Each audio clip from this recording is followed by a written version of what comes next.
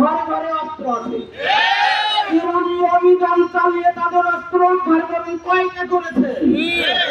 আপনারা এক পাও আগে দেন, এক পাও পিছনে দেন, মনে করেন মনে হচ্ছে যেন আপনারা ওই জায়গায় বসে আছেন।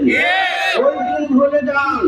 সম্মানিত ভাই আমার, সর্বশেষ আগামী সাত দফা দাবি আদায়ের লক্ষ্যে দেখবেন ইনশাআল্লাহুল আজিজ বাংলাদেশের সকল জনগণ, এই দেশের মুসলিম সকল পার্টির লোকদেরকে নিয়ে এই দেশে ইনশাআল্লাহুল আজিজ আগামী দিনে ইসলামী সরকার গঠন হবে ইনশাআল্লাহ। এই লক্ষ্যে আগামী 19 তারিখ 19 জুলাই ঢাকা সমাবেশে যোগদান করে সফল করার লক্ষ্যে উদাত্ত আহ্বান জানিয়ে সকলকে ধন্যবাদ জ্ঞাপন করে আমার কথা এখানে শেষ করছি। ওয়া আখিরু দাওয়ানা আলহামদুলিল্লাহি রাব্বিল আলামিন।